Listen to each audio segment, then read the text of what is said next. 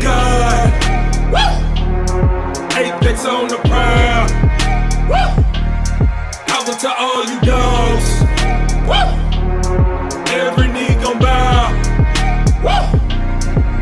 The fear of God. Apex on the prowl. Holla to all you dogs. Every knee gon' bow. Gabriel, blow your trumpet now, woo! Michael, you ready for war? Please show no remorse. They screams and they prayers overlooking the north. A king to a god, like a man to a dog. Sit, know your place, bitch. In the presence of the prince of the power, looking devouring one in my space, bitch. It's a prison ride in America, don't be scared now. The chickens that came home to roost for every strange fruit you had in the noose. Monsters free on the playground. That's that lion sound, letting free to ring like a K sound. My pride don't play around. Fuck your truth, lay face down. Allow me to introduce my ski man, so give me the loot. My ancestors similar to Goku, Super Saiyan from Babylon and Timbuktu. Sons of God to return to earth, what you gon' do? Saw the earth on the tumbler, yeah, man, that hunts you like juju. Your worst nightmare, niggas with attitude on your square like a compass to latitude. Executing judgment like a lawyer in a lawsuit, putting a toe tag in a black bag like a bodysuit. You reap what you sow, tails from the wheat, reap what's dark as the pit, all up on you. Fear God, Apex on the prowl. Holla to all you dogs. Every knee gon' bow. The fear of God, Apex on the prowl. Holla to all you dogs. Every knee gon' bow. The path of the righteous man is beset on all sides by the iniquities of the selfish and the tyranny of evil men. Blessed is he who in the name of charity and goodwill shepherds the weak through the valley of darkness, for he is truly his brother's keeper and the finder of lost children. And I will strike down upon thee with great vengeance and furious anger those who attempt to poison and destroy my brothers. And you will know my name is the Lord when I lay my vengeance. It's your highness, son of God, no son of ISIS. Until my title is Christ is, then I turn Osiris, become Christ in the crisis. This will probably go over your head like license, cause I'm the nicest of devices. This that vagabond absent, yeah, your ear the prices. Don't fight it, you know you like it.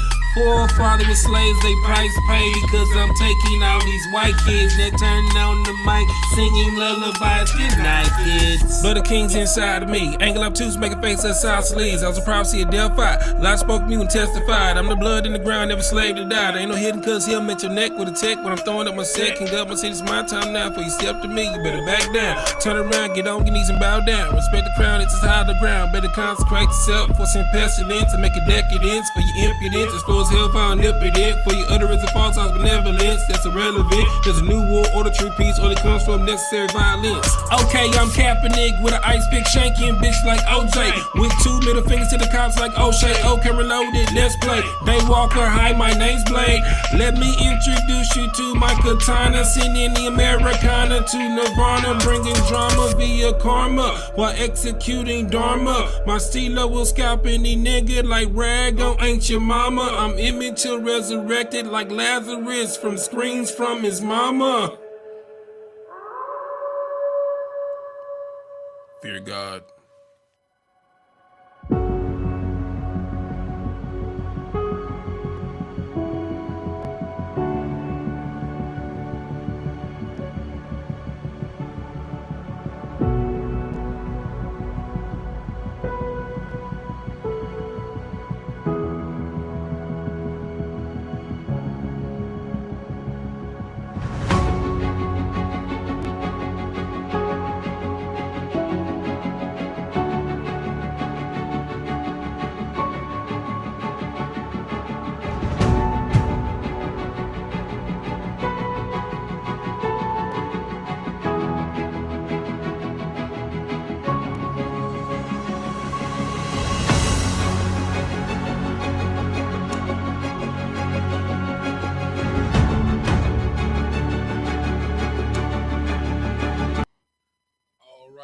All right. Clap it up, clap it up, clap it up. All right, it's the Israelite School of Universal Practical Knowledge. Started out at 1 West 125th Street, Harlem, New York, under commanding General YAHANNA. It is Monday, the history class where we break it down line upon line, precept upon precept, here a little, there a little, using external references to back up and support internally what is inside of the Bible. All right. Today is the 8th day of the Feast of Dedication. The closing of it is not a formality, but of the memorial of the story that we've been going over all week, talking about what happened with Judas Maccabeus. This is the closing of that feast. The subject matter of today's class, because it is the history class, is Christmas biblical, right? But before we get into the subject matter of class, if you are on YouTube, go ahead and like, share, comment, and subscribe. If you're on Facebook, go ahead and share the class. If you are on if you're on Kick, go ahead and like the stream.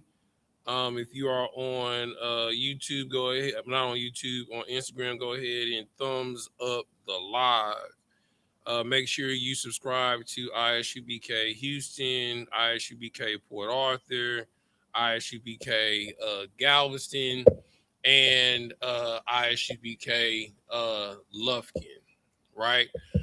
Before we get started in our topic for today, if you have any questions on any topic, doesn't have to be on topic, type them in the chat. I will get to them as they present themselves in the chat. Do we have any questions in the class? Anybody got any questions? Go ahead.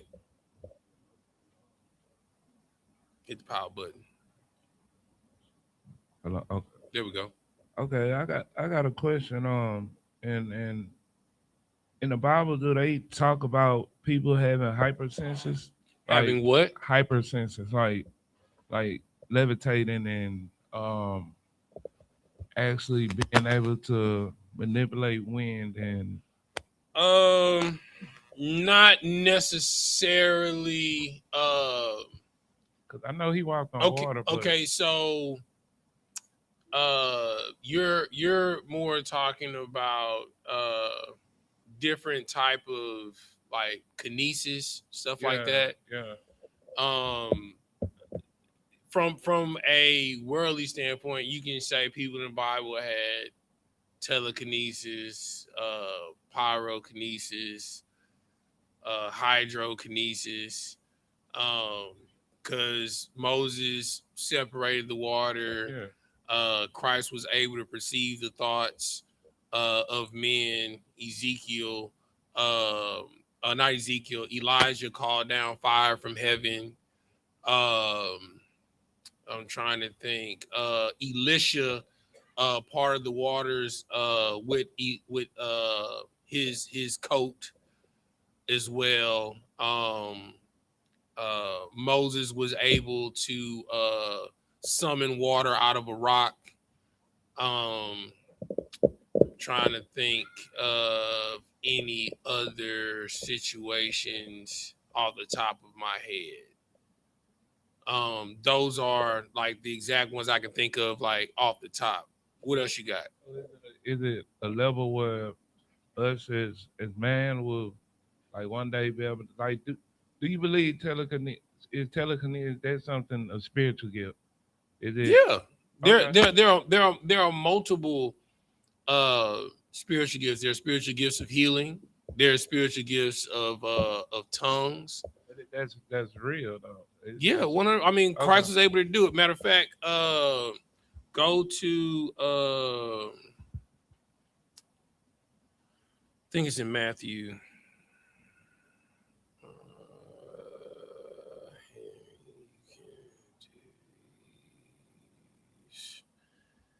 Things and greater. Yeah, I think it's in Matthew. Go to it's like it's in John. Go to John chapter 14. I'm gonna go there with you. John chapter 14.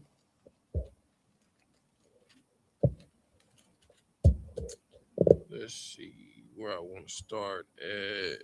12 2.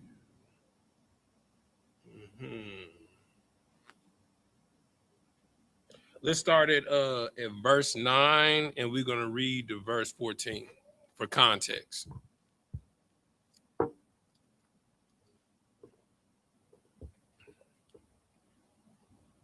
Okay, I'm ready. Go ahead. Jesus said unto him, First say where you are. oh, John chapter 14, verse 9. Jesus said unto him, have I been so long time with you, and yet hast thou not known me, Philip? He that have seen me. Well, first off, just so you know, Philip asked Christ, show us the Father and suffereth us. He's like, so, hey, bro, like, I know it's getting kind of annoying us asking you this question, but if you could you show us the Father? Right? All right, keep reading. He that has seen me has seen the Father. And how sayest thou then, show us the Father? Right. So first thing that you got to understand, right? Everybody at one point in their life asked the Lord, asked the Most High, show me a sign that you with me. Yeah. Right. Father, if you with me, reveal yourself. Right. But if you are a representation of the Father, right? If you remember the last class we went over when we were talking about rededicating your temple is literally your body is literally the temple of the Most High God, right? All you have to do, as the scripture says, go into your secret place, go into the closet and pray unto your Father, and he that hears you in secret will reward you openly, right? So you're supposed to be an ambassador and a manifestation of the Lord in heaven on earth, right? Keep reading. Verse 10. Believest thou not that I am the Father? I am in the Father. I am in the Father, and the Father in me. The words that I speak unto you, I speak not of myself, but the Father that dwelleth in me, he doeth the work. Right. So Christ is saying that it isn't him that does the works, the miracles that he does. It's the Father that dwells in him. Right. So the first step to doing anything miraculous, and believe it or not, a lot of y'all have done miraculous things that y'all didn't think was miraculous. Like being extremely intoxicated and not able to drive, and you black out, and then you just wake up in your bed and you don't know how you got in your bed, tucked in your PJs. You know what I'm saying? You got your bonnet on or your do-rag on. You don't recall any of that. You know what I'm saying?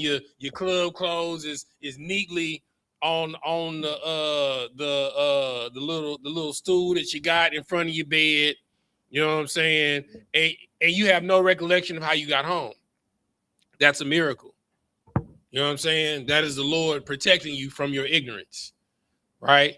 But it's because of the Father that dwells in you that you're able to call upon the power of the Most High God, right? Keep reading. Verse 11. Mm-hmm. Believe me that I am the Father. I am in the Oh, Father. my bad. I am in the Father, Mm-hmm. and the Father in me. Mm-hmm. Or else believe me for the very work's sake. Right. So there's nothing, I don't care if it was Christ walking on water, him feeding the 5,000, him healing people, him casting out demons.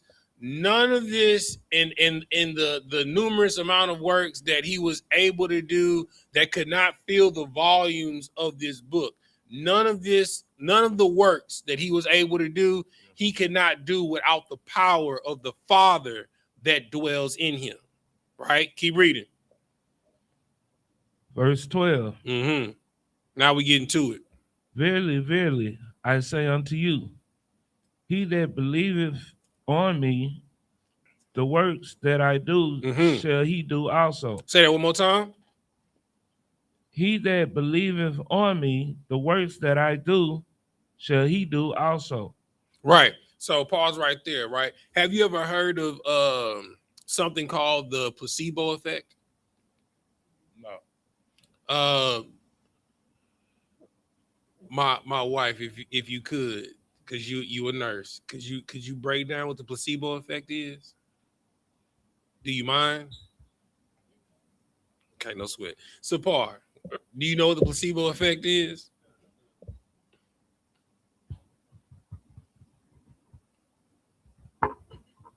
So like if I made the placebo effect is a like a pill or a medication that doctor prescribed to a patient, which really does nothing, but the just by you taking it, your body gets better or you get healed. Right. So what is from a medical standpoint, what is the cause of them getting healed? By their attitude, the way that they think about it, or It the way starts they with perceive. a B. Starts with a B. Mm-hmm. Their Belief. Right. So another word for belief is what? Starts with an F. Faith. Right. So, and another word for faith and belief is imagination.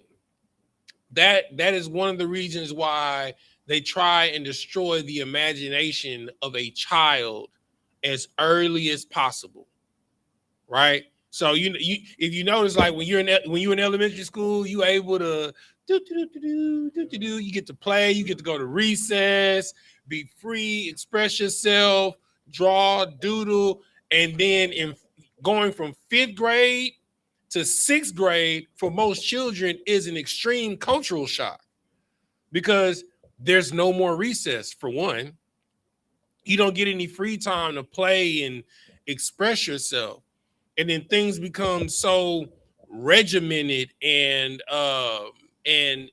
very structured, right? There's no really time for playtime outside of PE, and PE isn't really play.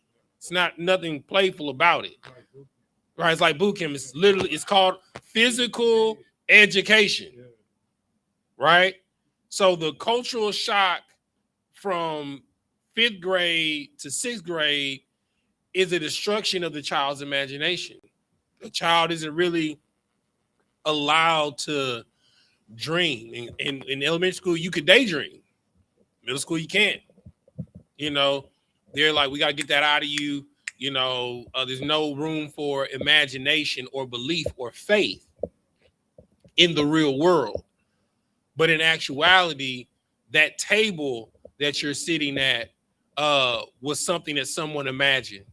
That microphone that you're holding is something that someone had faith and imagined and believed that it could be done. This microphone speaking through this speaker, the computer that you're watching class on, the cell phone that you have in your hand, it was someone's belief, someone's faith, someone's imagination, right? So if you can believe it, I know it's an old saying, if you can believe it, you can achieve it. But if you have the extreme faith, like Christ said, as a mustard seed, you can literally bend time and space to your will. Go ahead. And that's why they call them airbenders. Like, say it one more time. That's why. You talking about like Avatar? Yeah, no, not Avatar, but they call them, like, history calls them airbenders, like water benders, airbenders, because they basically manipulating time in full motion. Right. So yeah. Christ said, if you have the faith of a mustard seed, you can move a mountain. You know what I'm saying? Like if you go up to this tree and you believe and you say, because you bear no fruit, you will die. When you come back to that tree tomorrow, it'll be dead. But you have to have the faith. And with that type of faith means that there's no doubt. The doubt, like a child believes that they're Superman. They believe that they can jump off of that table and fly and nothing's going to happen to them. It is the fear of their parents. Don't you do that. I don't got time to take you to the hospital. But that child believes he can jump off the end of that table and can fly. That child believes that he can run through walls because his imagination is way more powerful than reality. Right? That's another reason why Christ says you have to be like babes, right? You have to be like a child to walk in this truth, right? Because to believe that a black man with hair white like wool and eyes of fire gonna crack open the sky with 200 million chariots, you got to be crazy. That's some crazy type of belief. That's the same type of belief a child has when he jumps off at the end of a table and say, "Wee, I'm Superman." Or the faith that you had when you saw a kid on a swing do a backflip off a swing and land on his feet, that you could do it too. You ain't never tried it before, but you saw him do it. If he can do it, I can do it. This is what Christ is saying right here. If you believe on me, you can do these things that I have achieved and greater. Right? Keep reading. Verse 12. And greater works than these shall he do. And then he said, not only this work, but he said, greater works than these will you achieve. Christ is saying, the works that you're reading about in this book, you're going to do stuff in this book that ain't even written in this book, that I didn't do, because you believe in me, right? Keep reading.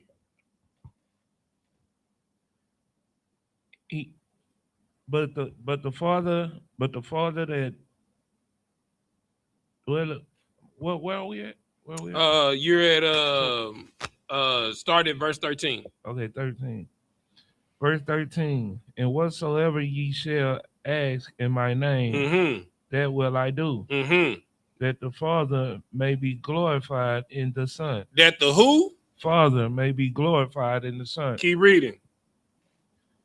If ye shall ask anything in my name, I will do it. All right. So a couple of things that you have to understand to ascertain, to be able to achieve the things that you're talking about, right? So the question was, you asked, is it possible to have different kinesis? Like, so telekinesis, pyrokinesis, hydrokinesis, aerokinesis, you know, which is basically control of elements around you, right? In order to be able to do that, the first thing that you have the Father inside of you, right? Secondly, you got to have belief, because Christ says, verily, verily, I say unto you, he that believeth on me. So you got to secondly, you got to believe that everything that's written about Christ in this book, that he actually did, that he actually walked on water, that he could actually read the minds of men, that he actually fed 5,000 men, women, and children with with 3 fish and 2 loaves of bread, that he actually healed the sick, that he actually gave sight to the blind. You know what I'm saying? That he was able to cast out demons and devils. You have to first have the Father in you, one, that is by the transforming and the renewing of your mind. Secondly, you have to believe what is inside of the book. Thirdly, you have to ask in Christ's name. Go ahead. So that goes back to, you know, when the Christian church used to say you just had to believe. Nah, it's like faith without works is dead. Right. Okay. And then I'll give you one more precept.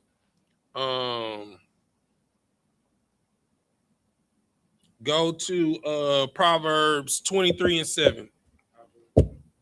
And go there with you.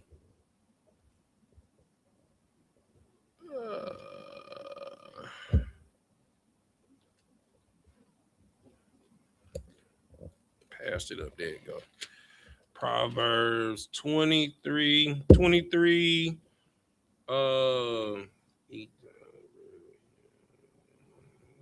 Verse 7. Okay, Start at verse 6. Verse 6? Proverbs 23:6.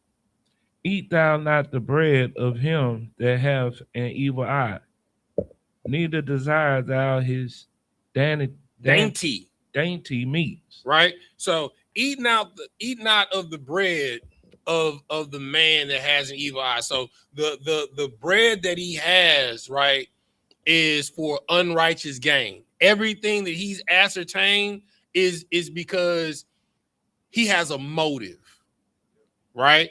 So that's something that should tell you shouldn't be asking the Lord for this power with an ulterior motive, right? You shouldn't pray for someone to be healed with an ulterior motive, so I can be seen. Like, okay, before we continue reading, what is the common thing that Christ told everyone that he healed? Anybody? What is the common thing that Christ said to every single person that he healed? Basically, let somebody know about the miracle. No. Sapar, what did Christ say to every person that he healed? Nope.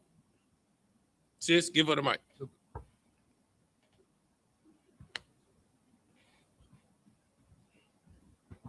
So I guess, sir, shalom, everyone. Is it that he told them not to say anything when they? And what else? You're absolutely right. He said one more thing. And do what no more? Oh, and sin no more. And sin no more. Give her a hand. All right. So when Christ did, give a mic for their side. So when Christ did miracles, the first thing that he did, he told them, don't tell anybody, right? Because the glory is to go to the Father. Even though he's the Son of God. He's not doing this so you can be like, all right, everybody come to me because I'm the man to heal. He's not saying everybody come to me because I'm the man that can make food and bread multiply. He's not saying come to me because I can cast out demons, right? That's what Creflo Dollar does. That's what TD Jakes does, right? That's what Joel Osteen does. That's what Benny. I hate that devil. Salaki. You know what I'm saying? The one when he was asked about his private jet, and he got in their face and their reporter, don't you say that. You know what I'm saying? You feel me? So that's what they do. They want you to see and boast. Or when they told you to come down here so they can lay hands on you so you can get the Holy Spirit, and you over there talking about should have bought a Honda. You know what I'm saying? Humming. You know what I'm saying? Now you got the gift of tongues, but the scripture says the gift of tongues is being able to prophesy in a foreign language, and someone's able to understand what you're saying. And if there's no one there to understand what you're saying, there's someone to interpret. So if I just start speaking Mandarin, right, and I start speaking the gospel, the truth, and reading the scriptures or quoting the scriptures in Mandarin, there's somebody here from China that's an Israelite, you know what I'm saying, that was like, how they like the day of Pentecost, how the hell is he speaking the scriptures in my foreign tongue, in my region, in my province in China? That's what this is talking about, right? But the first and most important thing is saying, don't eat the bread of someone that has an evil eye, right? Their eye, like the Israelite that came to the apostles and the disciples after Christ died and said that he would pay for the gift that they had to cast out devils, right? Because he's not in the right spirit. He's not doing it because he wants to heal his people. He's doing it because they amassed a following. No different than people online. People make similar content online because they want to have the same followers as someone else. Keep reading. The verse At the second part of verse 6, where it says, neither desire thou dainty meats. Yeah. Neither desire thou his dainty meat. Verse 7. For as he thinketh. For as what? For as he thinketh. For as what? For as he thinketh. For as what? He thinketh in his heart. So is he. So what? So Sapar, what is the word? What does the word heart mean according to the Bible? The word heart is your mind. So as a man thinketh in his mind, because a heart is just an organ that pumps blood in your body. And if you know, science creates an electromagnetic field around your body. You know, if you want to get deep into the, you know, the biology, whatever, you know what I'm saying? That's cool. You know, if you want to get super deep, but we're gonna say superficial, right? But when you look up this Hebrew word heart in the Old Testament, it means the mind. So as a man thinketh in his mind, so it shall be. So he is. So if you believe with all your heart, with all your mind, and with all your soul that you can achieve this thing, you can do it. And it's been times that you surprise yourself, you've done it before. Like, it's just something you knew when you went into this interview. I got that job. You knew it. You know, when you was driving, there was a word that was said to you, or an instinct that you had that made you take this exit. You avoided traffic. You knew it. No, I'm not gonna go this way home. You know what I'm saying? And when you exit and you driving down the street and you can see a inkling of the feeder, you see traffic backed up to Timbuktu, right? Or you get a inclination or intuition, I shouldn't go out tonight. And the spot that you went out, you found out it got shot up. You know what I'm saying? There are moments in your life when you just know. That's what faith is. It's the knowing. You have to know beyond a reasonable doubt that the Most High has you. Life is hard. But the scripture says, whom a father loves, he what? Chastiseth. So, in order to have this power, first thing, right? You got to have the Father inside of you. Because nothing on this earth is able to be ascertained without the Father. He is the source for every resource. Second thing, right? You have to believe, right? And I like to replace that word belief with know, right? Because when you say you know something, it's without doubt. Like, I don't got no doubt in my mind when I call y'all, hey, y'all, you know what I'm saying? It's that time. You know what I'm saying? It's like you say, what time you want to show? Which time you want me to show up? She gonna show up like the last time she was at the crib. Say, y'all, just give me the y'all easy. Do your thing. Freestyle. You know what I'm saying? I know it's gonna turn out good. I know. You know, she was like, you want to see the video? I mean, I'll look at it, but I know they live. Because I have faith in my sister, in her talents. I know when I call y'all, she gonna show up professional. She gonna show up with all of her greases, her oils. You know what I'm saying? So like you say, you want a hot oil treatment? You want me to wash your hair? Well, now you always do your own stuff anyway. Don't worry about it. You know what I'm saying? But she shows up prepared to do the whole spread. So I know when she shows up, she gonna do her thing. You know, just like how you know when you walk out your door, your car is outside. That's how your belief has to be. That's how your faith has to be. It has to be a knowing. Like when you call something into existence, you can't be like,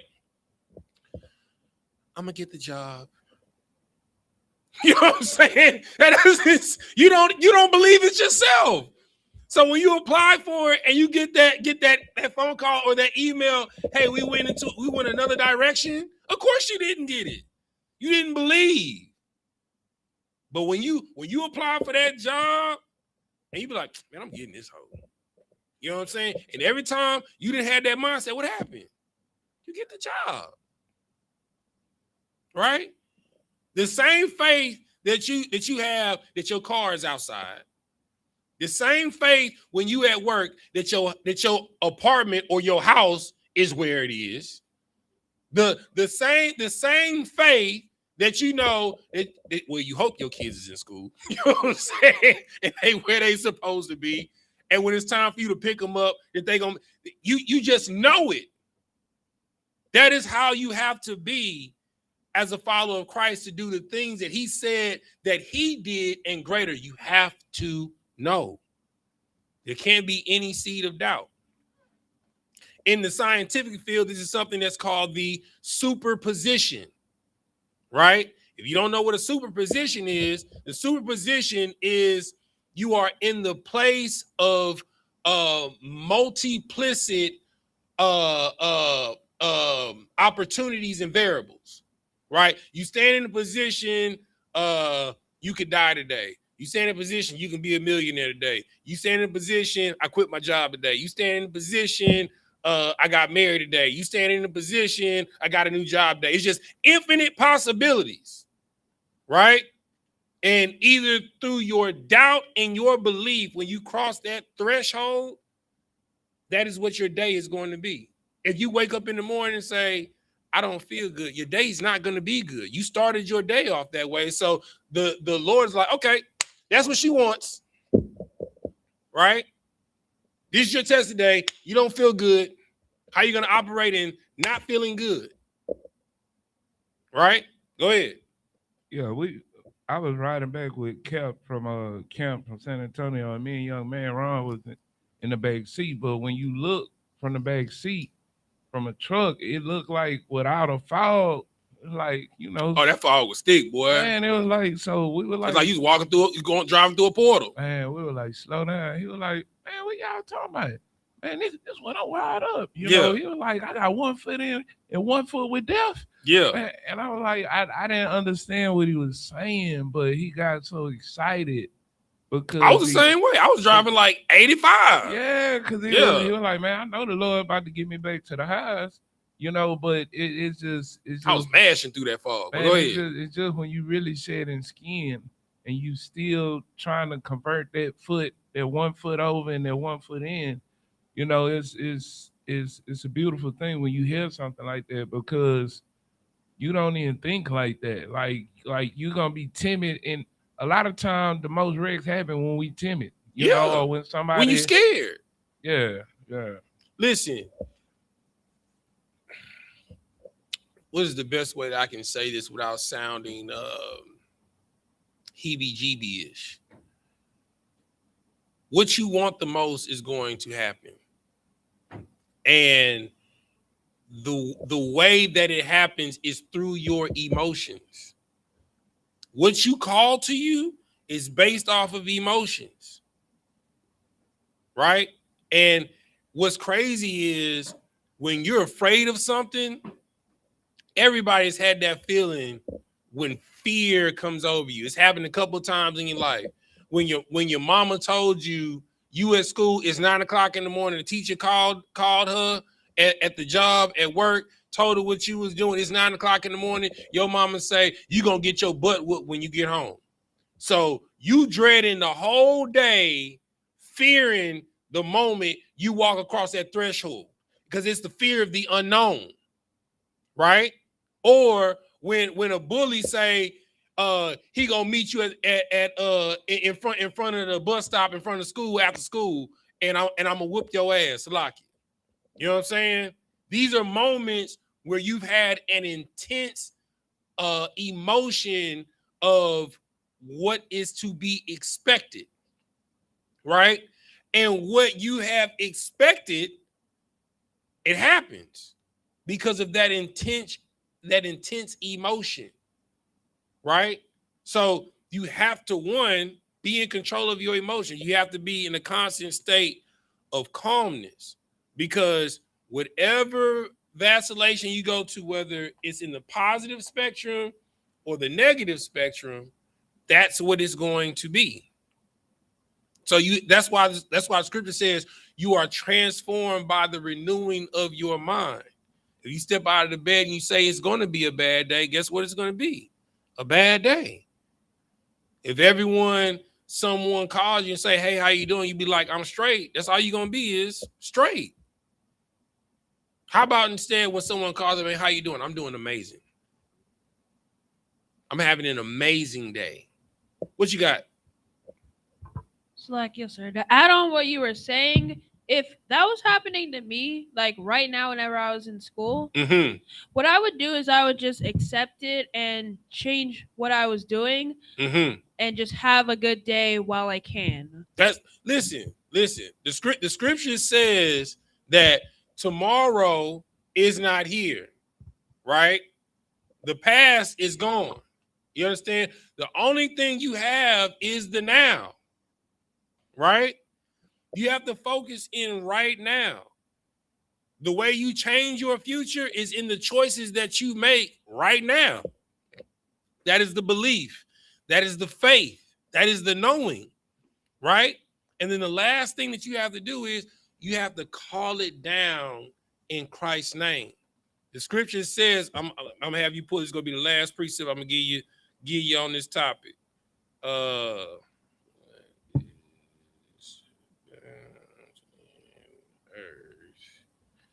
Go to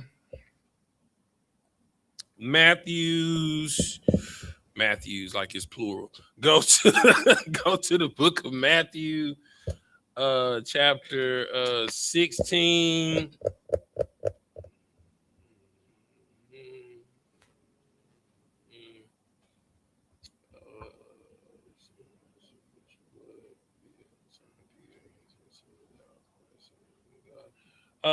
Start at verse 15. The last precept is Matthew 16 and 19, but for context, we're going to start at verse 15. Okay. Matthew 16, verse 15. He said unto them, but whom say ye that I am? And Simon Peter answered and said, thou art Christ, the Son of the living God. Go ahead. And Jesus answered and said unto him, Blessed art thou, Simon Bar-Jonah. Bar-Jonah. All right. So just in case you don't know what that means, it's Simon. The word bar and he in Greek is son of Jonah. Right. Keep reading. For flesh and blood have not revealed it unto thee, but my Father which is in heaven. So no one told Peter who Christ was, right? He just believed it. He knew. He was like, all the stuff I done seen, all the stuff that they done said against you and that you wasn't gonna do, and you gotta be the Son of God. You done walked on water. Hell, you called me out of the boat to walk on the water with you. I started tripping and started sinking, but I was walking on the water with you for a minute. You know what I'm saying? I didn't seen you heal the sick. I didn't seen you give sight to the blind. I saw when a brother couldn't get to the whirlpool to get healed by the angel, you just told him, pick up your bed and walk. You gotta be the Son of God.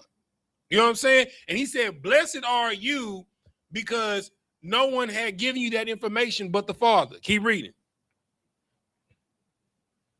Verse 18. Right. And I say also unto thee, that thou art Peter, and upon this rock I will build my church, and the gates of hell shall not prevail against Now, it. what's crazy about that is he just knew. Like this is like what you like to call a double entendre, because yes, Peter did become the head of the church after Christ left, right? But that pillar of faith, because no one revealed to him that he was the Son of God, right? He just knew. Christ didn't tell him that he was the Messiah. He knew it, right? Because of what he witnessed, what he bare witness to. He just knew that he was the Son of God. And he said, blessed are you because the Father had given you this information. And upon this rock, because Petros in the Greek means rock or stone, I will build my church. So not only is he telling him a metaphor that you're going to be the head after I'm gone, but this pillar of faith that Peter has, this knowing, is also what the Lord is going to build his church after he is gone upon. Right? Keep reading. Verse 19. Verse 19. This is the last precept for you right here. Okay. And I will give unto thee the keys of the kingdom of heaven. And whatsoever thou shalt bind on earth. Say that one more time. And whatsoever thou shalt bind on earth. Say it one more time. And whatsoever thou shalt bind on earth shall be bound in heaven. Shall be bound where? In heaven. Shall be bound where? In heaven. So if you say, I'm going to get this job, the Lord heard you. Okay, let's go get this job. Right? If the Lord, if you know your credit bad and you got evictions on your rental history, you go in there and say, I'm going to get this apartment. The Lord heard you. Let's go in here and get this apartment. It's been plenty of apartments I knew I wouldn't have qualified for that I got somehow, some way. Right? It is your belief, your faith, your knowing that the Lord has you. You have to know. You can't go in here like, hey, I'm just trying to figure it out. You know what I'm saying? I'm just out here. I'm just doing my thing. That's the problem. You've been doing your thing, not the Lord's thing. You haven't been operating in your purpose. That's why you don't believe. You just out here trying to figure it out. So the same thing you bind on earth is bound in heaven. That's why you got to be careful with your word. The scripture says that life and death is in the power of the tongue. Right? Like you got to be careful. Like you like kids. Oh, mama, I hate you. I wish you would die. You got to be careful with your words. Because Mama might leave up out of there and drive to go to McDonald's and get in an accident because of your words. There is life and death in the power of the tongue. Because what you bind on earth, you bind in heaven. Like I tell a story all the time. Like I was a project manager on an architectural site. I got fired, let go wrongfully because the site manager that was sent out here from a company from Las Vegas, he was embezzling money. So when the HR people sent a rep down to Houston to see what's going on with construction site, and I'm the project manager of construction site, they didn't know who was involved with him, so they cleared the entire construction site. At that point, I had went 2 months without pay. When I showed up, it was somebody sitting at my desk in the field office, and they said, "What?" And they had like a stack of envelopes just sitting there on the desk. They was like, "What's your name?" I gave him my name. He's like, "Here's your back bay. Today's your last day." And mind you, I'm already 2 months in the rears, facing eviction, car getting repoed. You know what I'm saying? And I'm like, but I've done nothing wrong. I've showed up to work every day. I've done everything right. I've done everything asked of me, even when I wasn't getting paid. When I stepped out of that office, I didn't give a fuss. I walked down that ravine, and this is when I first came into school. I had a copy of the Lord's Prayer. I said the Lord's Prayer in Hebrew. And before I said amen, I told the Father, I was like, Lord, these people have wronged me. I've done nothing wrong. You know what I'm saying? And they have sinned against me. Father, can you please open up the floodgates of heaven and rain down on this construction site and shut it down? One day, I just happened to be driving by that area on the way to the school. I was like, man, let me see what happened to that job that I was project manager over. It's 2 years later. I pulled back up. It was in the same condition that I left it. Trenches dug, no building erected.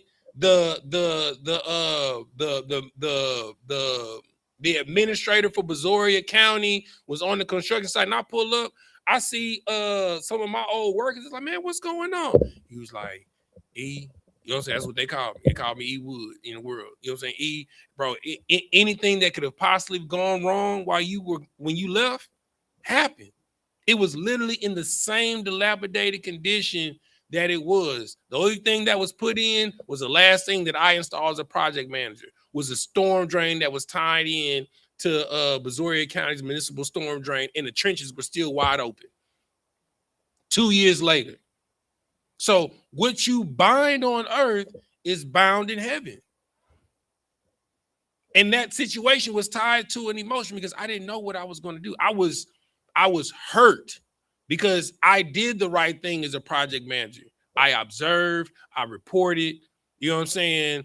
I followed up on emails, the subcontractors that were under me, you know, I'm letting them know everything is going on.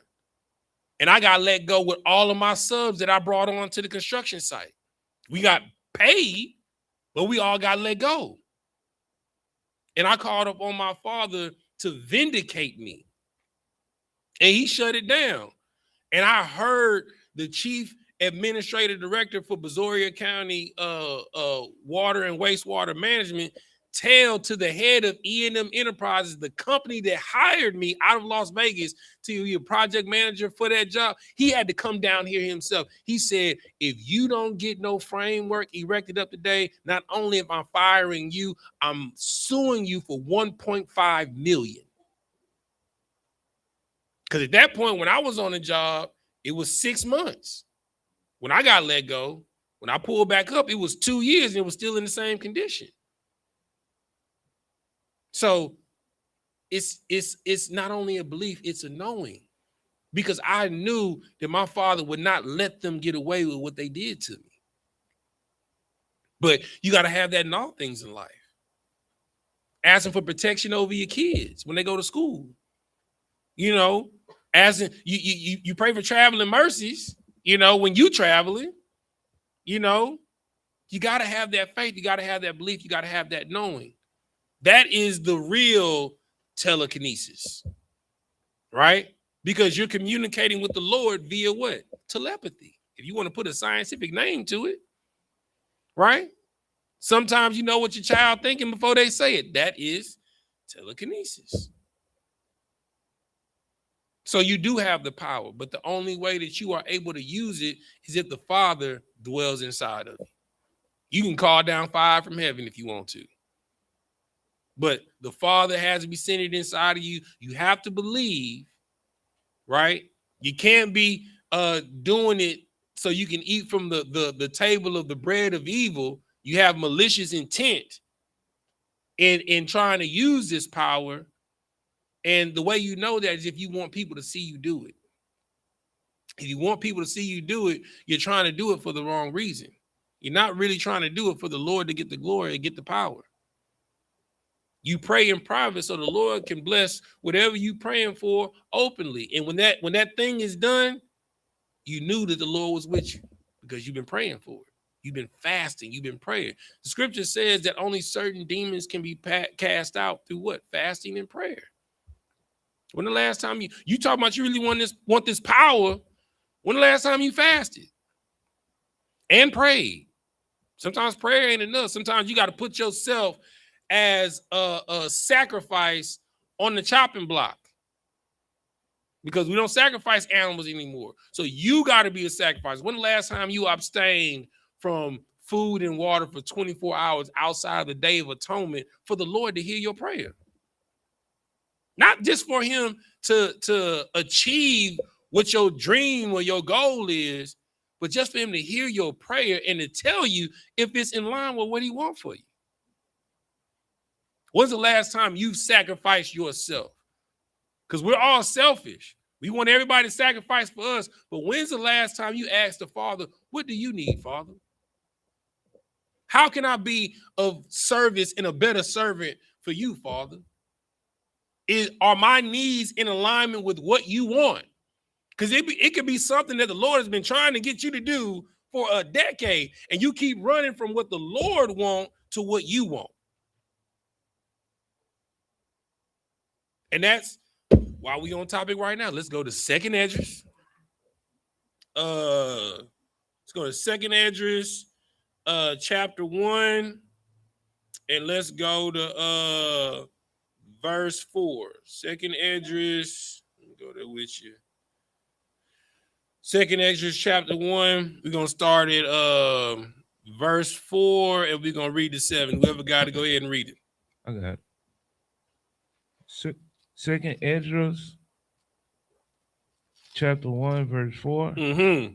And the word of the Lord came unto me, saying, Go thy way, and shew my people their sinful deeds. Show them their what? Sinful deeds. Show them their what? Sinful deeds. Okay, so we have Christmas coming up, right? So as I watched Captain Zaryak and Captain Kadazar battle this famous white theologian philosopher that goes out on these college campuses and battles against everybody from Muslims to atheists to anarchists, Buddhists, feminists, and one of the topics that was brought up was the topic of Christmas, right? He was like, you believe in Christ, you believe in the Bible. Do you have a Christmas tree in your house? He's like, of course I do. He's like, but in Jeremiah 10 that it talks about that tree. He was like, it does. So you're explicitly going up against the word of God? He was like, well, it's not about what they say it represents, but it's what I am celebrating it for. I am celebrating my King, my Christ, my Lord and Savior, his birth. But he openly admitted during the battle that he knew that Christ wasn't born in December. There's no ordainment of any high holy day, any memorial for Christ's birth in the Bible. Nowhere from Genesis to Revelation, right? So we're going to go over some things in class today, right? Because this holiday, for those that are online and people that are in class, this is one of the biggest holidays in the world, right? So your family's gonna be like, well, why you not here? Well, I'm saying you don't celebrate. Just bring the babies by so grandmama can see the babies. It's about the babies. Because if you're smart, you know when you take them over there to see grandma, what grandma gonna have for them babies? Gifts. Right? Keep reading. I got you. Keep reading. We're at verse 5, right? Mm-hmm. Okay. And their children, their wickedness, which they have done against me. Right. So not only does it say, go thy way and show my people their sinful deeds, but it also says, and their children, their wickedness. Keep reading. That they may tell their children's children. No. Start. And their their children, their wickedness. Start at which says which. On verse 5? Yes. Just read the whole verse all over again. Go thy way Mm-hmm. and shew my people their sinful deeds, mm-hmm. and their children their wickedness, mm-hmm. which they have done against me. Which they have done against what? Me. Right. So in the words of the scriptures, you have walked your children through the fire of Molech. And what's crazy is kids don't remember Christmas. Do you remember? Do you remember the Christmas gift you got when you was 5 years old? Right. You don't remember none of them gifts. You know what I'm saying? You don't remember none of them clothes you got. Don't nothing stick out in your mind. Nothing. You know what I'm saying? Which means is you are teaching your children wickedness. So we're here to show you your sinful deeds and why it's a sin. Keep reading. That they may tell their children's children. Right. So we're correcting you, the parent, so that you can correct your children. Let's say your child is, 13, right? For 13 years, they done celebrated Christmas, right? Your child will have way more respect for you if you come to them when they're 13 years old. Look, baby, I know we've celebrated Christmas for 13 years. I've come across some information. This is what Christmas means. This is the origin of it. And this is why we're not going to celebrate it anymore. Your child will have way more respect for you to admit that you made a mistake leading them than to continue going on leading a lie. As a child, how did you feel when you found out Santa Claus wasn't real? It broke your heart. You was like, what? Santa ain't real? What about Rudolph? Rudolph the red-nosed reindeer. Go ahead, little bro. What's your name? Jamai. What you got?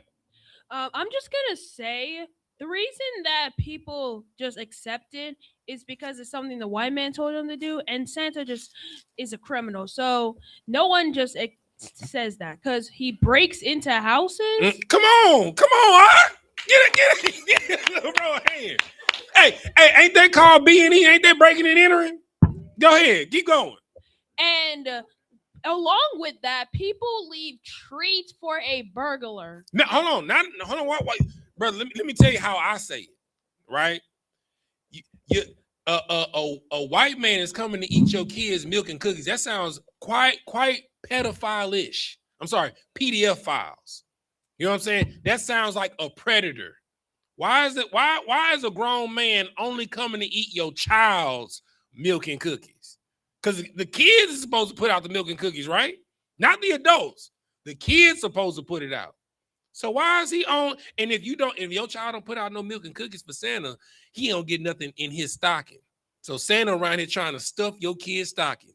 That sounds really deviant to me. Go ahead, nephew. What you got? What else you got? And one more thing. Mm-hmm. He thinks that he can just get away with it by leaving gifts under a dang tree. Don't that sound like a devil? After they take advantage of you, it's okay. I took advantage of you. Here's a car. Like Diddy. Diddy beat the hell out of Cassie. Kicked her, SA'd her. You know what I'm saying? It's okay because you got a Rolex. It's okay because you got a Maserati. It's okay. After 10 years of me saying that I was gonna put a record out for you, and I just used up your body, and you didn't put your first record out after 10 years of me just using you up like a hooker. You know what I'm saying? What you got, nephew? Was a Go ahead. You good? for what you just said was assault. Yeah, it's assault. You know what I'm saying? Look, the scripture says out of the mouth of the babes, right? Mhm. Out of the mouth of the babes, that the truth will be established. Like, even the babies understand that this is foolishness, right? But it starts with us, the adults. You have to correct yourself, then correct your children. And you have to, in order for your child to learn accountability, you have to show accountability. So if you've been saying that Christmas, Jesus is the reason for the season, and you know Christ wasn't born in this season, you gotta admit it. You gotta tell the truth and shame the devil. You got to. What you got, sis?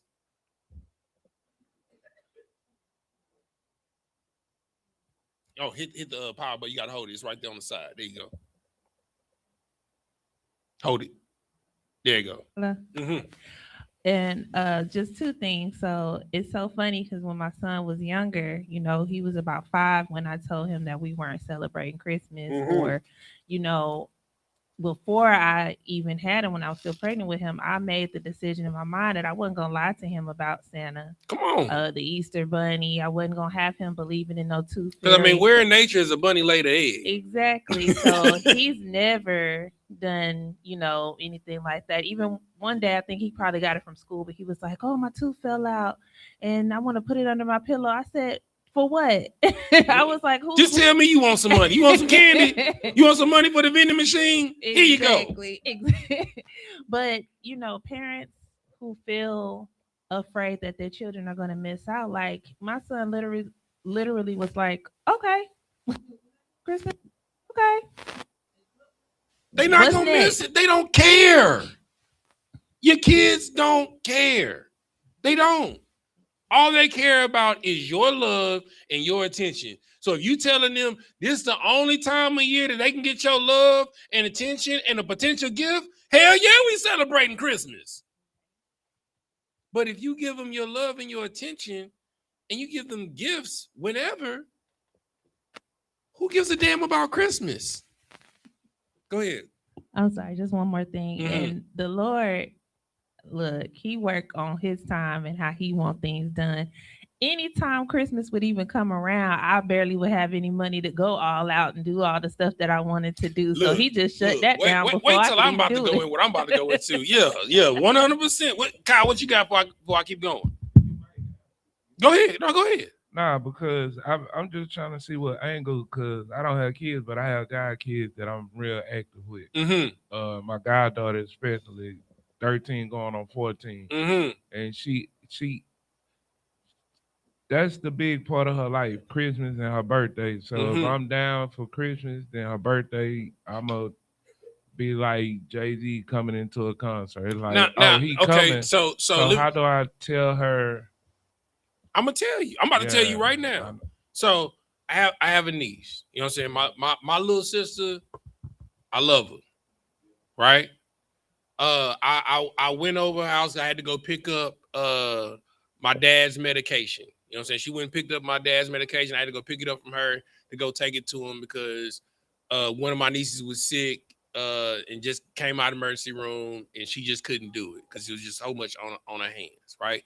So I pull up. When they pull up, they like, "Uncle, hey," you know, and all that stuff or whatever. So I go upstairs, you know, in the apartment to get the stuff. As soon as I walk in, big old Christmas tree. And I was like, She was like, "Shut up. I don't want to hear it." Like, that's fine. Cool. I'm here for the medication. Right?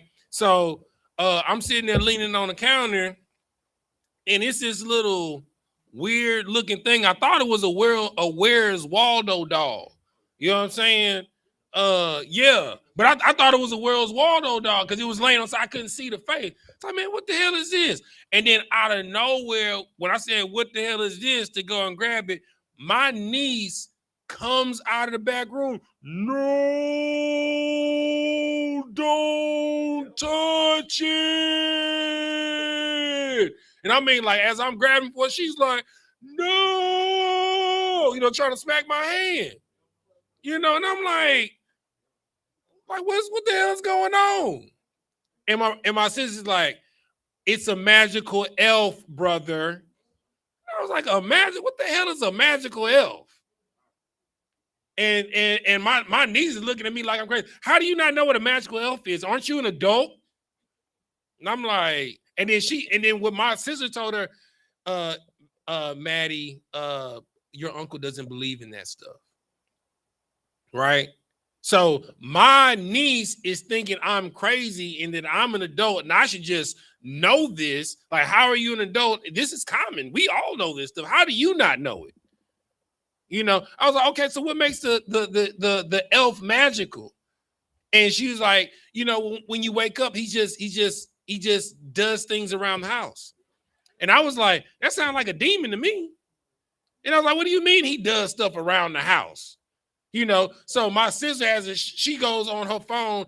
So on this day, she woke up and the elf was laying next to her. And then on this day, she went in the restroom and the elf made a mess on the toilet and left her a note and said, sorry, Maddie, for the mess. You know, can you clean it up for me? And I was like, okay. And I'm talking about, it was like noodles and pasta sauce smeared on the toilet, random gummy bears and stuff sprinkled on the back of the toilet. And I was like, so let me get this straight. So you clean this up after an elf, when you see him, he's just like a statue. She was like, yeah, let me ask you a question. You think that's okay, right? She's like, yeah. I mean, because the elf asked me to do. I was like, okay, so if your mama left a mess smeared on the toilet, you're not gonna say nothing? You gonna be okay with it? You gonna clear it? She's like, well, that's different. My mama a human. Like, what? I was like, look, if an elf is smearing things and throwing things around and telling you to clean it up, I'm sorry, that sounds more like a demon to me, niece. That doesn't sound like somebody that's your friend. Well, uncle, can you please not touch it? And my sister, and I'm like, so you just not gonna tell her that this is not real? This is you doing this. You know what I'm saying? Don't ruin her Christmas. But it's what it says. You are teaching your child wickedness. And the number one thing, you're teaching your child to lie. Because when they find out that the elf wasn't real, that Santa wasn't real, that the Easter Bunny isn't real, that the Tooth Fairy isn't real, and it's been you buying all these presents, putting it under the tree. It was you that took the tooth from under my pillow when I was asleep and put a $1 up under there. It was you that was putting candy and eggs and not a bunny that went and pooped it out his butt, you know, for me to eat. You know what I'm saying? They're gonna realize you lied to me all of these years. You've put a seed of a lying spirit in your child, right? What you got, nephew? You got something you want to say? Go ahead. All of that stuff you just said just got me thinking. So you're telling me that a magical elf made a mess and you're okay with that? Hold on, then he told you to clean it up. Go ahead, because I don't know about y'all, but when I was a child, I didn't like cleaning up my own mess. But I'm gonna clean up a mess from an elf on a shelf. Go ahead, nephew. Go ahead. Not only that, but you're gonna tell me, like, if an Easter bunny comes and poops eggs all in your kid's room, you're gonna be okay with that? If you're okay with the tooth fairy flying in, taking a tooth out your child's mouth and putting it under the pillow, you're telling me you're okay with that? Come on. Like, this is the most stupidest mess I've ever Hold on, say it again, nephew. It's the most what? Stupidest thing I've ever heard in my life. That's what I'm talking about. That's what I'm talking about. What you got to say, nephew? Go ahead. Because when you talking about the doll, The elf on the shelf. that's a demon. Because how you supposed to move? You just a doll. Listen, look. My sister got mad at me because, like, my sister, my niece had went in the back room to go change and stuff like that because they were about to go somewhere or whatever, and we was all gonna walk out together. So the elf was laid over like this, right? So I took the elf, I laid it flat off the edge like he was doing a plank, like he used to plank back in the day on different stuff. You know what I'm saying? Then I put a candle on top of the legs and Barbie chilling on top of the candle like this. You know what I'm saying? Just to mess with my niece so she can realize how stupid, because she just saw the elf like this. Right? Like, come on. And that. Go ahead, sis. What you got, nephew? And that. How you supposed to move if you're just a doll? You can't move your legs. Really. So I'm gonna tell you something. So you know, I don't think your mama lets you watch horror movies. That's good because I don't want you to, you know, you have nightmares, right? But everybody knows, you know, like what I forgot what's the Chucky, and I think it's the Amityville, Tales from the Hood, right? So when you wasn't looking at the doll will do some creepy stuff dance around, but when you would turn, the doll will lay flat. You know what I'm saying? And it'll pretend like it's not alive, like it's dead. But when you alone by yourself and everybody else leave, the doll up moving around, doing all types of crazy stuff. That's a demon. And when he's alone with somebody, he's gonna think about killing somebody because he's like a doll in a scary movie. You're putting demonic seeds in your children, right? All right, what you got, sis? You got the mic.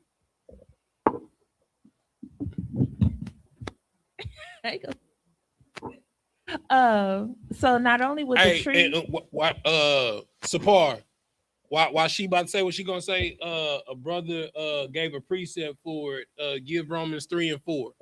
Go ahead, sis. So not only with the tree being,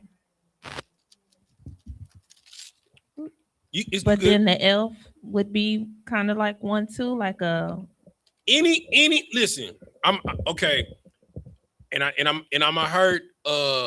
A lot of my brothers is childhood friends, right? So you got to be careful with the toys that you give kids, right? I can't think of the name of the toy, but it's a very popular kids toy. What's it called? Yeah, that's a demon. Yeah, that's a Chinese demon. Yeah. You have to be very careful. Like if your kid just show up one day and say, "Oh, mama, can you give me this? Oh, daddy, can you give me this?" You need to research it because you're literally putting an effigy to an actual deity in your house. That is a demon. Yeah, like every corner store, right? Because you know they're the knockoff version of the really, really nice one. You know what I'm saying? You got to do the research. I understand you just want to appease your kids or throw your phone in your kids so they can shut up. But sometimes, no, you gotta screen these things. You're literally welcoming demonic spirits into your home. That's what Santa is. He's a demonic. Most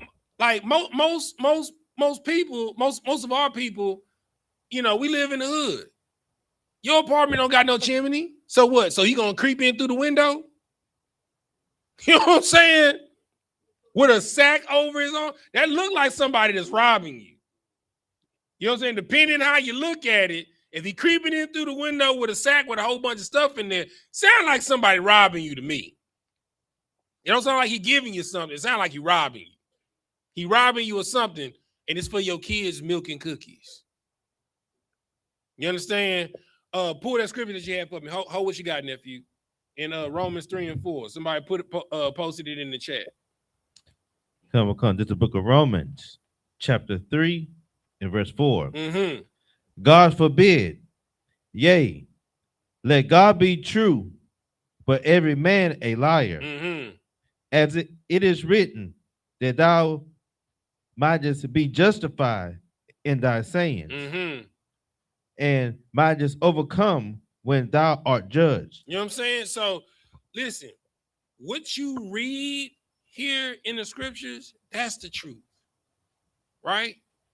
And at the end of that, we're gonna break down with the Christmas tree, the symbolism of it, and all of that, right? Keep reading where you are in second Esdras, Kyle. You stopped at verse 6, you're gonna read to verse 7.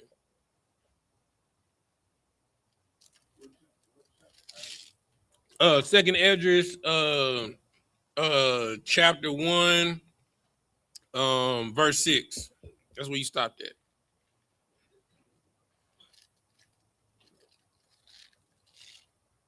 The water, brother. I'm talking to you, nephew. The water. Okay. Second Esdras, chapter 1, verse 6. Mm-hmm. Because the sins of their father are increased. Say it again. Because the sins of their father are increased in them, Mm-hmm. for they have forgotten me. For they have what? Forgotten me. You have forgotten the Most High. You have replaced the Most High in Christ with Santa. You saying what? Okay, what is Claus, Santa Claus, or Satan Claus has to do with Christ, or as you like to say, sweet baby Jesus?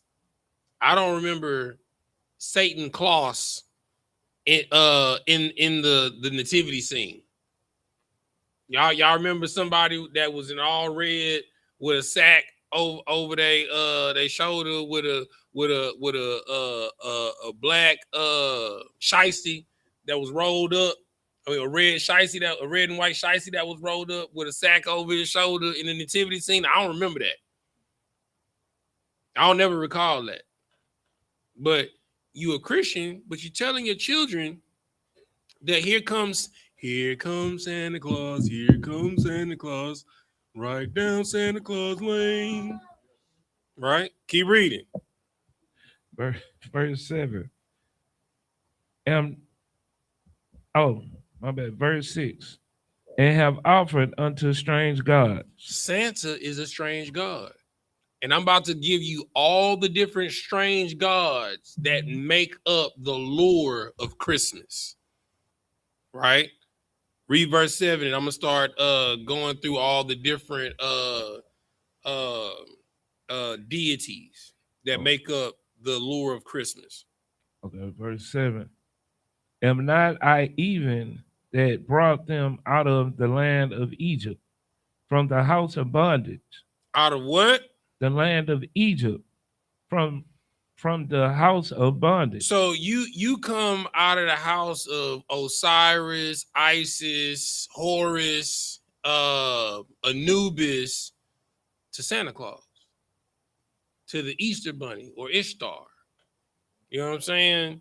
To Janus, New Year's, right? To Bacchus, Mardi Gras, right? You're trading one set of demons and devils for another set of demons and devils. Help me to understand this, right? Sapar, I'm about to forward something to you in Messenger. Hold on. So you can just hold on. Let me forward it to you real quick. Forward Sapar. I just sent it to you in Messenger. I want you to scroll down to where you see Yule and Jewel. And you might want to say what I just sent you for your precept book, brother. I know you my scribe. I just dropped something heavy in your inbox, brother. Yeah, it's right under it's like right at the very top under where it says United States deficit. You see Yule/Jewel. You see it? Go ahead. Come. Yule/Jewel. And Kyle, go to Jeremiah chapter 10. Hold that. Nordic tradition. It's a what? Nordic tradition. All right. So if you know anything about the Nordics, right? We dealing with the Vikings, right? So this is Europe, right? Old England. So when is this tradition normally kept, Sapar? The month December 20 through the 25th. 20th through the 25th, right? Which is also known as the 7 days of Christmas, right? So this is when you start doing the 7 days of Christmas.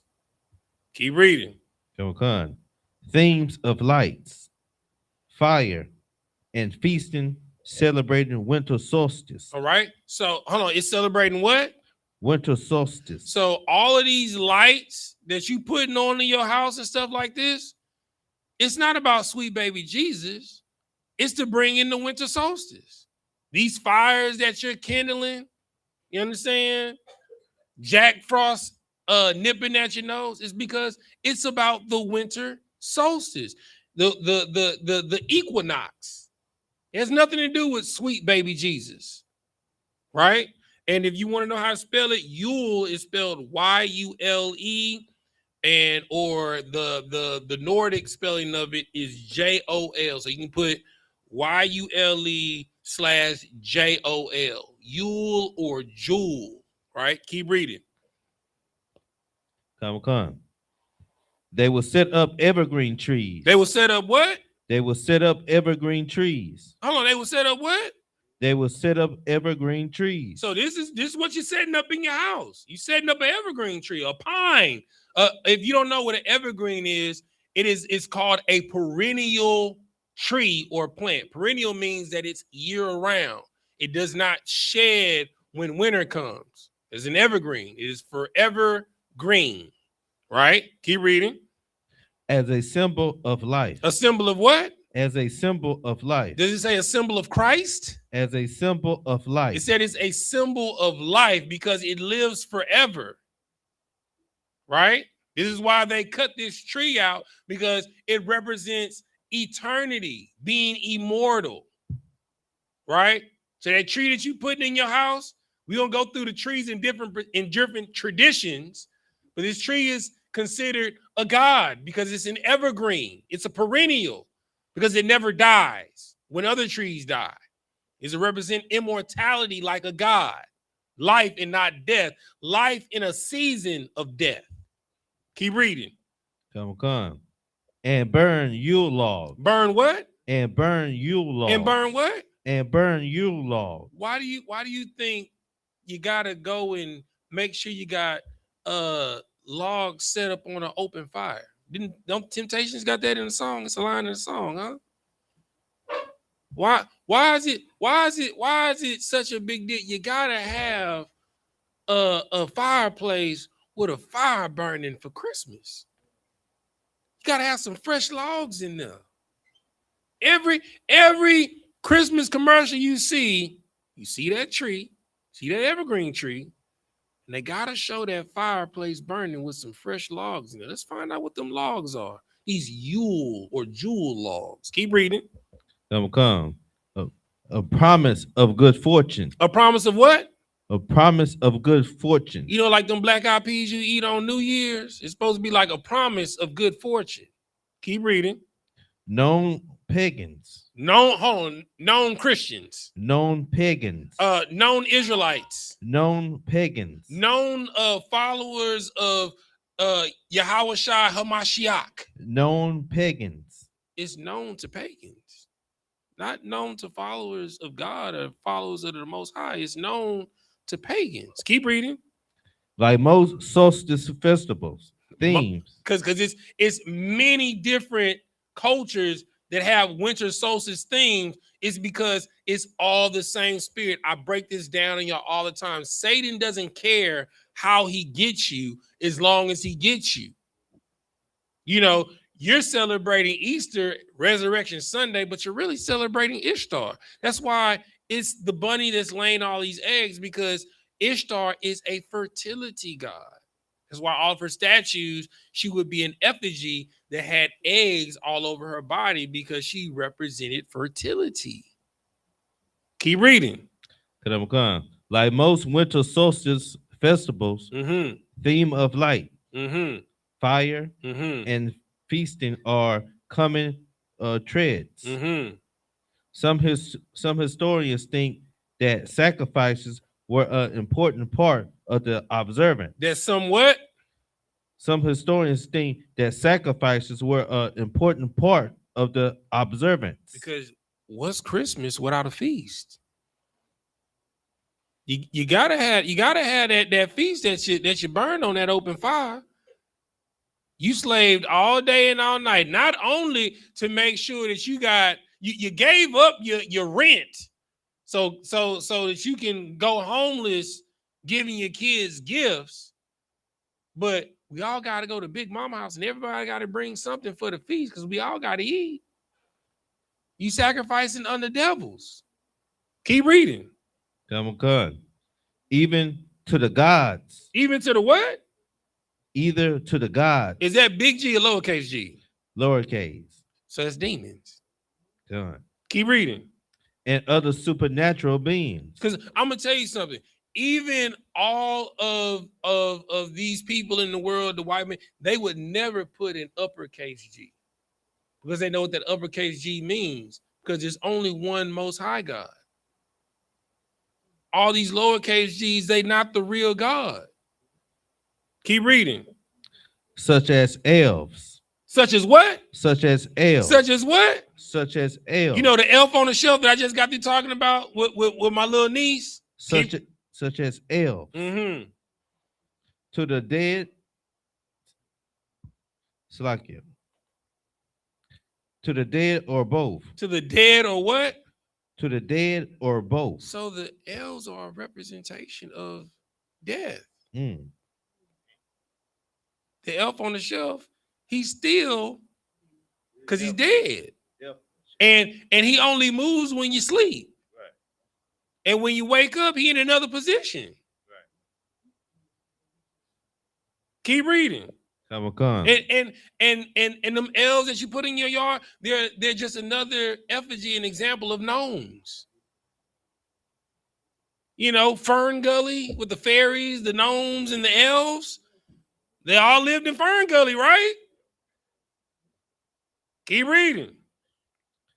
From this point, Christmas continued to overtake Yule, although some vestiges of the original celebration remain.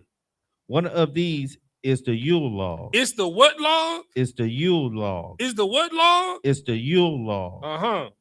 Still popular today, although usually in altar form. It is thought that the original Yule log was a large log that burnt throughout the entire multi-day festival for as many as 12 days. Because so they took the 12 days of Christmas down to 7 days, right? And for all these days of Christmas, that's why in your mind you got to have a burning fire in the chimney, right? It ain't Christmas without fire in the chimney, because you got to have that Yule log to bring in these spirits in your house. Go ahead. Salakia, I have a question about that. Like, you remember that tragedy that happened at Texas A&M years ago? Oh, the bonfire? Yeah. What is that something similar? I don't know if it was in the winter though. I don't. Right. Look that up real quick. The bonfire tragedy at Texas A&M. Just look up the date around the time it was. It might have been, because I know it started off as something that the architectural students did as a project, but then it became a great tradition that they don't carry anymore. Right. Look up the tragedy at Texas A&M involving the logs. See what time of year that happened. I don't know if it might have been in the spring. Go ahead, Kyle. Hand him the mic real quick. Wow. Wow. Oh, I remember when it happened. Go ahead. Go ahead. Say it on what Google's saying. He's saying it happened at approximately 2:42 a.m. on November 18, 1999. Oh, so this is right before Thanksgiving. So this is right when they're getting ready for midterms going into Christmas break. But it collapsed during its construction. Right. Killing 12 people. Right. Killing 12 students. Hey, 12 days, 12 students for the Yule logs. That's crazy. You know what I'm saying? Pass it back to support. All right, so that's dealing with the Nordic tradition. Now let's go to Mithra, Sapar. Mithra. That's right up under it. Mithra, the sun god, December 25th. Mm-hmm. The celebration of the birthday of Mithra. Oh, I thought it was the birthday of Christ. The celebration of the birthday of Mithra. If you want to know the spelling of Mithra, it is Mithra. Mithra. And what day does it say is the birthday of Mithra, the sun god, Sapar? December the 25th. I thought that was Christ's birthday. So the Son of God is really the sun god, Mithra, December 25th. So you think you celebrating the birth of sweet baby Jesus, but you're celebrating the birthday of sweet baby Mithra. What you got, sis?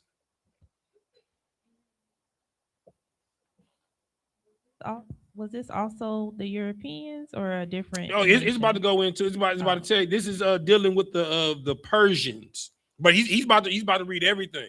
Right? Let's go, support. We got a couple of codes to get through. We got 22 minutes. Let's go. The celebration of the birthday of Mithra, the sun god of the Persians. Of the who? Of the Persians. Of the who? Of the Persians. Whose mystery religion was popular among Greeks. Among the who? Among Greeks. And what empire are we in? We are still in the Greco-Roman Empire. That is why you're still celebrating Christmas, because you're celebrating Mithra, who was adopted by the Greeks and then who was taken on by the Romans. So you got the Yule log from the Nordics. You got the celebration of the Son of God, which is really the sun god, Mithra, from the Greeks. Right? Keep reading. Among the Greeks and soldiers in the Roman army was also celebrated on the 25th of December. When is Christmas? Anybody? I'm just curious. What day is Christmas? What day is Christmas, nephew? December. What's the day? It's December 25th. I'm glad you don't know, nephew. You ain't supposed to know. Most High Christ. But it's Most High Christ. So nephew not knowing what day Christmas is on. It's December 25th. Mithra's birthday. Right? Keep reading. Mithra was often perceived as a rival to Jesus Christ. Oh, what? A rival to Jesus Christ. Oh, what? A rival to Jesus Christ. So if you didn't know this one thing about Constantine, right? Because, Constantine made the Roman Empire a Christian empire, but what he really did, he took Judaism and paganism and merged it together, because we have a son of God in Israelite culture, and then there's a sun god named Mithra in Roman culture. So you know what? We're going to celebrate the birth of Jesus Christ, but it's really the birth of Mithra on December 25th. But if you actually read the Bible, you would know in the Bible that there is no ordinance for you to commemorate the memorial of Christ's birthday. From Genesis to Revelation. I know you Christians be like, we don't believe in the Old Testament and the New Testament, but there's nowhere in the New Testament where it tells you to celebrate the birth of Jesus Christ. Keep reading. And Christians took and who? and Christians took advantage of the popularity of the 25th December date to celebrate the birth of their own influential religious figure. So it don't have nothing to do with Christ. Because you knew how pagan it was that they were doing, we're going to put our own deity in there. We're going to deify Christ and celebrate his birth. When Christ said, the only time Christ said to remember me, this is what he said, as often as you drink this wine and partake of this unleavened bread, do it in often in remembrance of me. So now everybody that is in the truth, when is the only time that we have lamb and unleavened bread? Anybody? Sis? Go ahead. Yeah? Come on, y'all. You raise your hand first. Passover. Passover. And I'm going to blow your mind. That's when Christ was born. Christ was born during the time of Passover. That's why he was born in a manger, because they could find no lodging in Jerusalem. Because Jerusalem, all the hotels were sold out because everybody descended on Jerusalem to keep Passover. And the only place they can get lodging was at a farm. You know what I'm saying? And they had to sleep in a barn, in a manger. That's why. It had nothing to do with Christmas. Christ was born during Passover. And he said, as often as you do this, this is my blood that was given for you. This is my body, the bread, because when you have unleavened bread, you're supposed to tether it, take that lamb and sop it up. It's broken up in remission for you. And he is representation of the lamb that's sacrificed for you to keep Passover. Because in order for you to have the blood and the bread, the body had to be sacrificed. I got you. Hold your peace, nephew. We got a lot to get through. I'm gonna get to you. At the end, hold what you got, write it down so we can get back to it, okay? All right. Keep reading, Sapar. Come. During the Constantine rule. During the what rule? During the Constantine rule. Didn't I just talk about Constantine? Keep reading. He untitled the Roman Empire under Christianity, and Christ's birth was celebrated on December 25th. But the scriptures literally tells you the time that he was born. First and foremost, if the Magi, right? The men that came bearing gifts to Christ, the time frame that they would be out, you don't have your cattle and livestock out in the winter. You don't. Most people during that time, they didn't really travel like that in the winter because it was harsh on the animals and food is scarce, water is scarce, and they could die. So they wouldn't be traveling, following the North Star for God knows how far of a distance, because there's nothing to feed their animals. There's no grass for them to graze on. See how stupid this sounds? And it's even stupider. Like in your mind, you think that the men coming to bear Christ's gifts, that they was traveling through the desert. That's even more stupid. Why would you bring your horse through the desert? Was you going from oasis to oasis? Come on now. Keep reading. Come. December 25th, under the guise of Mithra. So you think you celebrating Jesus' birth, but you're celebrating Mithra's birth. It's his birthday. Not Christ, Mithra. It's funny because it's a myth. Duh. Keep reading. For the Roman pagans. For the who pagans? For the Roman pagans. Because we're still under the Roman Empire, ladies and gentlemen. Nothing's changed. The same law that you keep is Roman law. Go ahead. In the early years of Christianity, the Catholic Church made Easter the main holiday. The birth of Jesus was not celebrated. So in early Christian times, Jesus' birth wasn't even celebrated. Easter was the main holiday. Ishtar. It lets you know that Catholicism has nothing to do with following Christ. It's all paganism. Right. Because nowhere in the Bible does it tell you to venerate the saints. You're a saint. So wait, so every Black and Hispanic that's born, we're supposed to venerate them? We're supposed to put a statue up for every Black and Hispanic that's born? You see how stupid that sounds? It's too much. It's crazy. This is where the worship of your ancestors come from. Keep reading. In the 4th century, All right, drop down to St. Nicholas. Saint Nicholas. Because you know, old jolly St. Nick. Let's find out where Santa come from.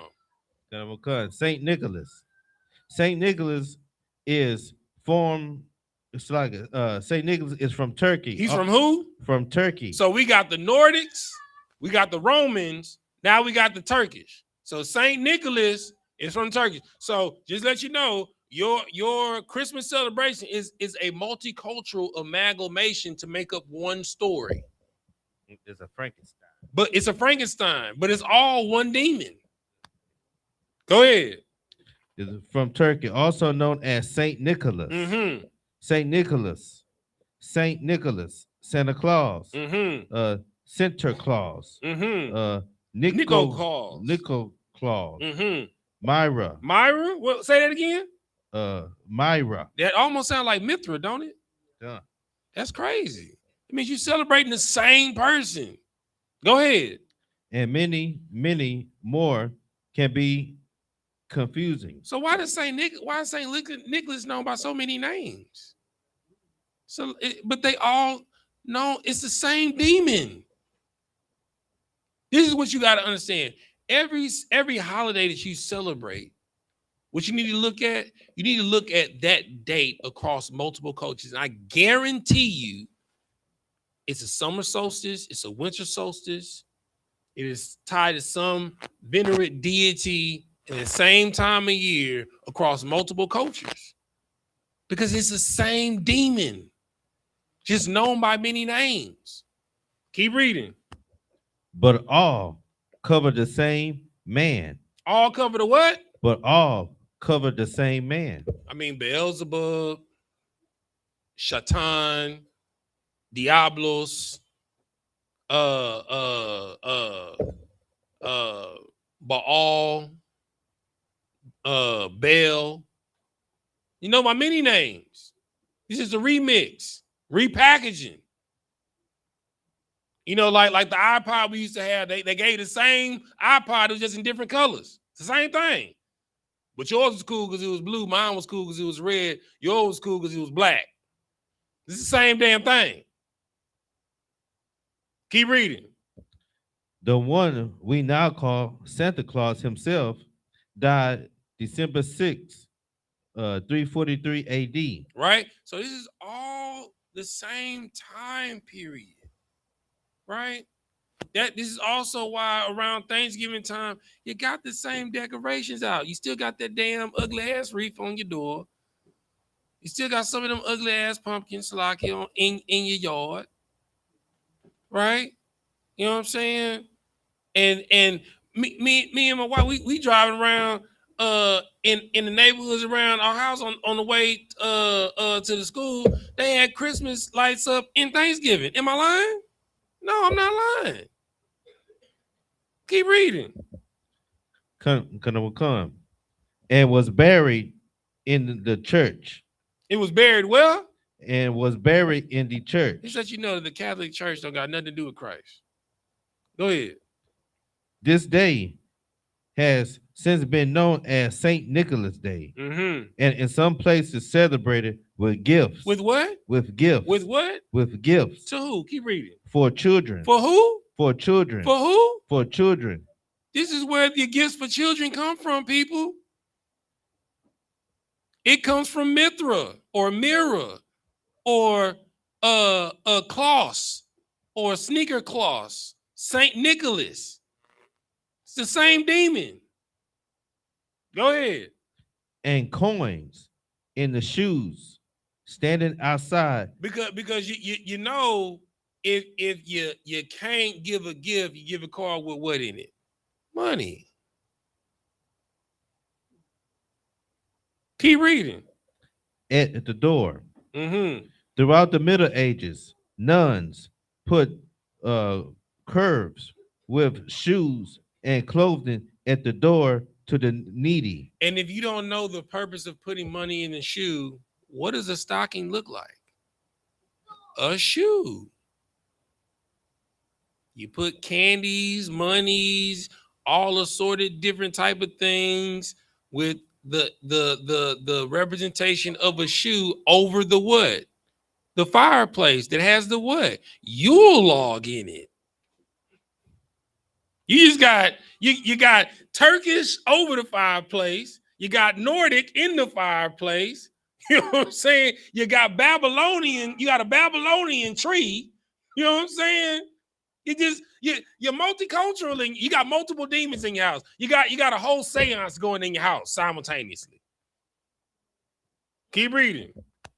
In the 1200s, the kids got a special nickel claws coin with year and image.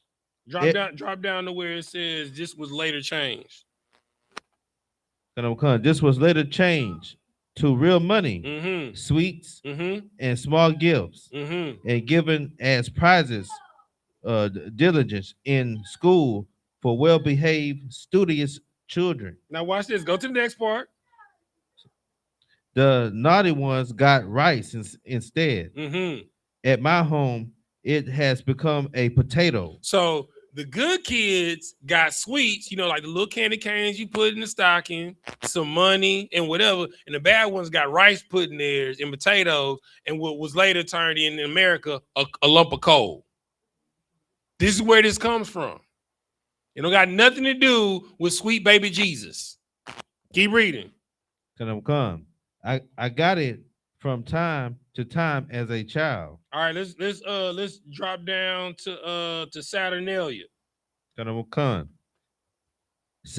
Saturnalia, the most popular Roman festival. Right. So we still in Rome. We ain't left Rome yet.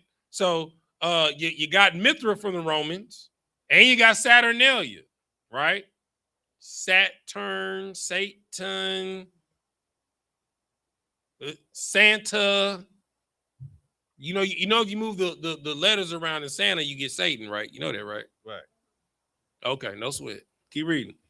Saturnalia, the most popular Roman festival, dedicated to the Roman god Saturn. The festival's influence continued to be felt around the Western world, dealing with winter sowing season. What sowing season? Winter sowing season. So this don't got nothing to do with Jesus. Nothing. So you got Saturnalia, you got the Yule log, you got Saint Nicholas, and you got Mithra, all in the same time frame. It's all who you got in your house. Keep reading. It is thought to signify the end of the harvest season to honor Saturn, a god associated with agriculture. Saturnalia was generally considered a merry festival with lots of feasting and exchanging of gifts. Exchanging of what? Exchanging of gifts. So not only are you exchanging gifts for Mithra, you exchanging gifts for Saturn and Saint Nicholas. Sounds to me like you're exchanging gifts for the same demon because we in multiple cultures and you doing the same thing. The exact same thing. Go ahead. A lot of and if you want to know how to spell Saturnalia, it is Saturnalia. So that's Saturn, like the planet, and then ALIA at the end. Go ahead, keep going, support. A lot of customs that we associate with Christmas. With what?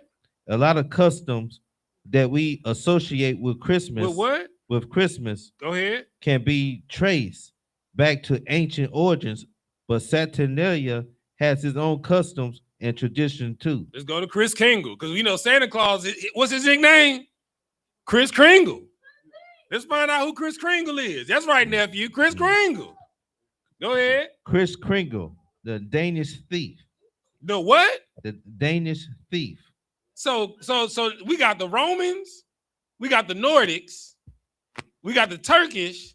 Now we got the Danish thief. That's why he got that knapsack on his back. I keep trying to tell y'all, he not coming to bring gifts. He coming to your house to take something. You got the boots on, everything. Right, and he coming to take your kids milk and cookies. That's right. Hold your thought, nephew. Go ahead. We got a couple more things to get through. Go ahead. Krampus. So Kris Kringle is really Krampus. All right. So if you want to look it up, Kris Kringle is Chris with a K, K-R-I-S, Kringle, K-R-I-N-G-L-E. And the real person, his name is Krampus. Now, if you know anything about Krampus, they made a Christmas horror movie about Krampus, right? And that's spelled K-R-A-M-P-U-S. Go ahead, Sapar. Krampus. In Central European popular legend, a half goat. A half what? A half goat. Now, Kyle, all the deities that we went over talking about the different types of devils, what was significant about all the the deities from all the different cultures? Right, they were all half men. They were satyrs. They were half men and half ghosts. So this is right in line with the thing that we're breaking down, the difference between Satan, the devil, and Lucifer. Right? So what you're all celebrating for Christmas are different devils. Right? So Krampus is a satyr, a devil, according to the Bible. Go ahead. Half goat, half demon. I have what? Half demon. And what's the next thing he's going to say, Sapar? Monster. So Kris Kringle, who you're inviting in your house, who you call Santa Claus or Saint Nicholas or Mira or Mithra, is a demon that you're inviting in your house to torment your children. A monster is what it says. Keep reading. That punishes misbehaving children. That does what? That punishes misbehaving children. Let's just say torment. What you got? Yeah, the monsters was getting high off the adrenaline from the nightmares. Yeah. You look up adrenochrome. look that up too. Right? Go ahead, keep reading, Sapar. Misbehaving children. At Christmas time, he is devilish. He is what? He is devilish. Heavenish. Devilish. Angelish. Devilish. So you're welcoming devils into your household. Keep reading. Companion of Saint Nicholas. Companion of who? Of Saint Nicholas. So Kris Kringle, Krampus, is the companion of Saint Nicholas. So you thinking you letting jolly old Saint Nick, but you're letting monstrous old Krampus in your house. Keep reading. Krampus is believed to have originated in Germany. So now we got the Danish, the Nordics, the Romans, and the Germans. Go ahead. And his name derives from the German word Krempen, which means claw. Right? Because he's going to be torturing your kids, scratching them up. Go ahead, keep reading. Krampus was thought to have been part of pagan rituals for the winter solstice. According to the legend, he is the son of Hel, the Norse god of the underworld. Of the what? The Norse god of the underworld. So you mean it's the Norse god of hell? So do that mean Hades? Yeah, it's the same person. I'm trying to tell y'all these demons are the same demons across multiple cultures. It's the same demon known by different name. All right. So for time's sake, so that's the last one. You can look up. Matter of fact, drop down to where it says festivals involving Krampus, and then you still holding Jeremiah 10 for me, correct, Kyle? And then Auntie Coco online said all this time our parents thought and we thought we were creating childhood memories, having a spirit of family and giving, and it's the total opposite. You're right. But you know, the most arguments happen during Christmas. Right. Somebody getting into it, a drunk uncle coming, or your family invited over on Christmas Eve, and then a drunk uncle sneaks into a child's room and something happens that follows them for the rest of their life. But go drop down there real quick, Sapar. And we're going to go through that. We're going to read Jeremiah 10 and get up out of there, where it says a festival involving crumpets. Festivals involving crumpets and include the Krampus Loaf, Krampus Run. In this activity, which often involves alcohol, people dress as the creature, parade through the streets, scaring spectators. Because you have the Christmas Day parade. It's the Macy's parade, right? It's every year with the huge floats.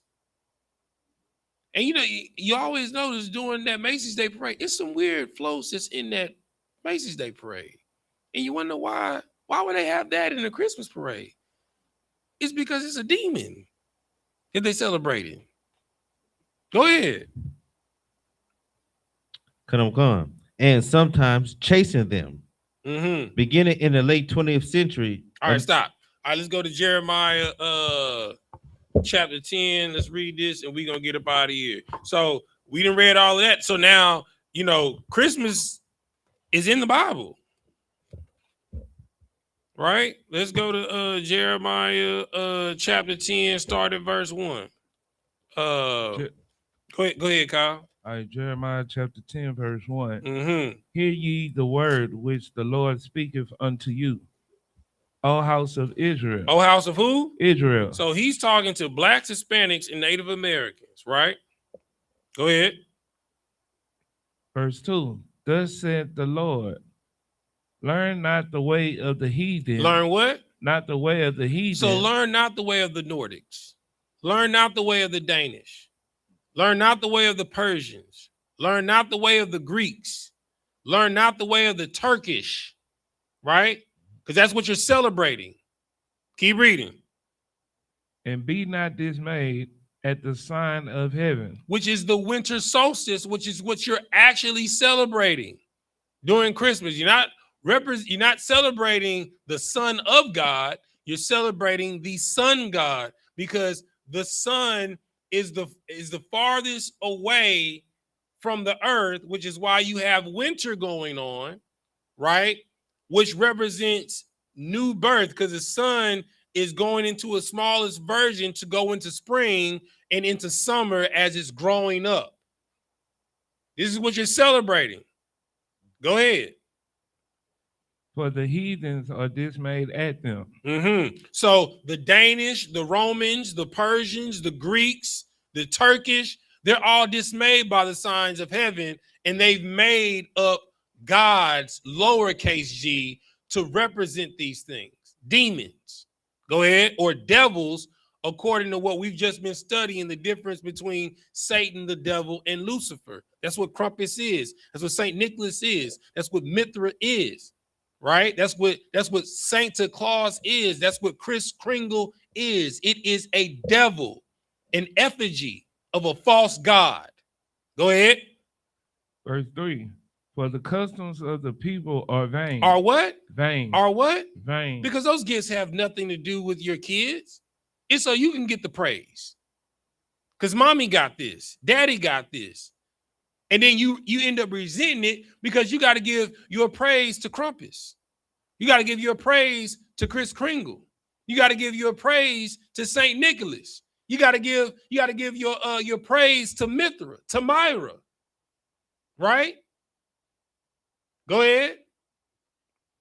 For one cutteth a tree out of the forest. Right? That evergreen tree. Right? So in the book of Jeremiah, this is the Babylonians. So this goes all the way back to the Babylonians, to the beginning of time, what you're doing. This lets you know that this is the same spirit. This is the same demon.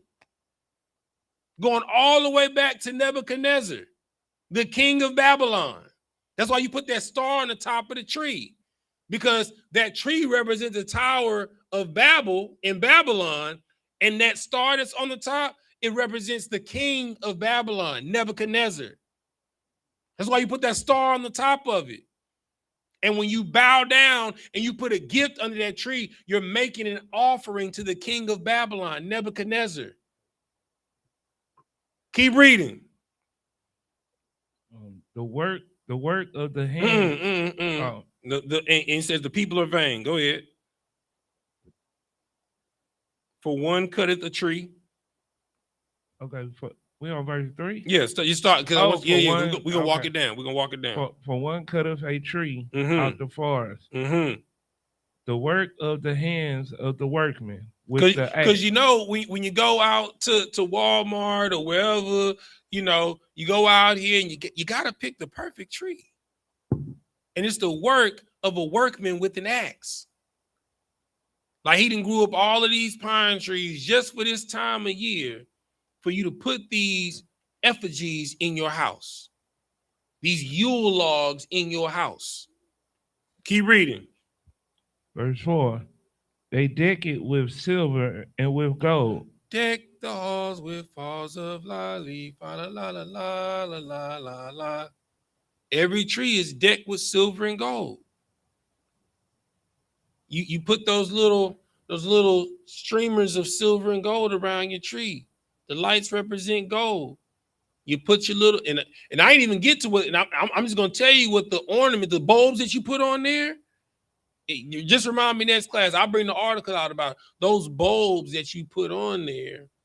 Is during the time of Nero when you wouldn't bow before the tree, which was the effigy going all the way back to Babylon. He would either cut off your head and hang it on the tree, or he would hang you on the tree. That's the ornaments. Those are the bulbs, your ancestors. Remember, I told you throughout history, all of the holidays that they have you celebrate directly impart a travesty or a genocide or a mass unaliving of your people. Hold your thought, nephew. Go ahead, keep reading. They fasten it with nails and with hammer. Because you know you got to have that prop at the bottom that you screw in to keep the tree stable from falling in your house. This goes all the way back to Babylon.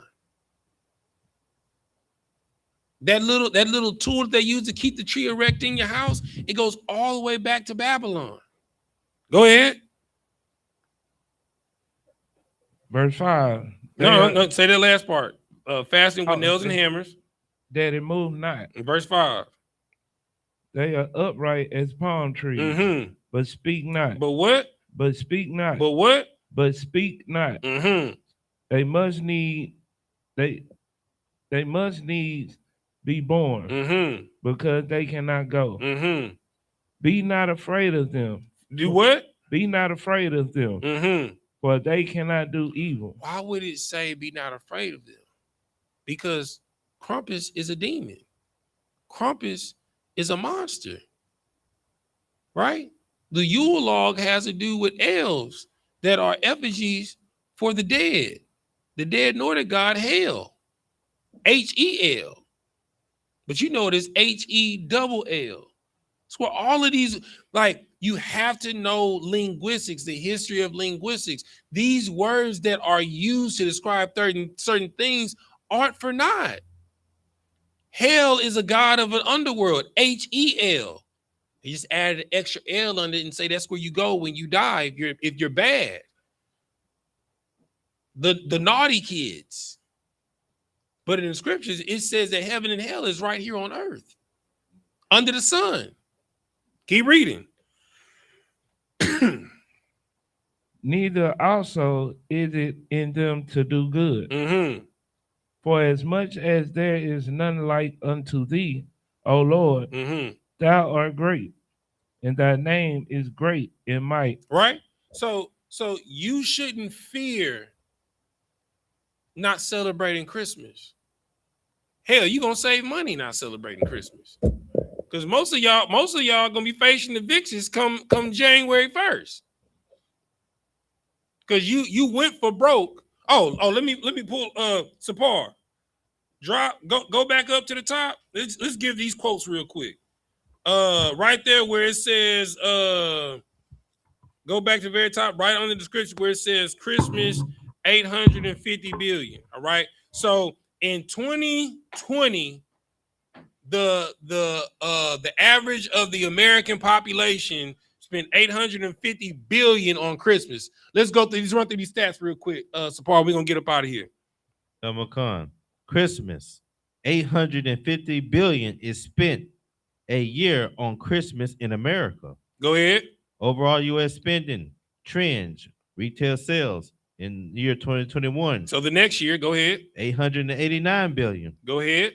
2022, 936 billion. 2023, 960 billion. 2024, 1 trillion. How much in 2024? 1 trillion. To be exact, 994.1 billion. Right? And what is the estimated forecast for 2025? Over 1 trillion. Now, read the next part under that. The United States deficit is 1.8 trillion. The amount of spent on Christmas is 56.2 of the U.S. deficit. So you mean to tell me this year for Christmas, the American population is about to spend 56.2% of the American deficit to sacrifice on idols? That is insane. That is crazy work. That is crazy work. You understand? All right. And with that, Sapar, we're gonna pass the class over. You come over here and read the announcements for me. Kyle, do me a favor, turn this camera towards him. I think it's right over here, bro.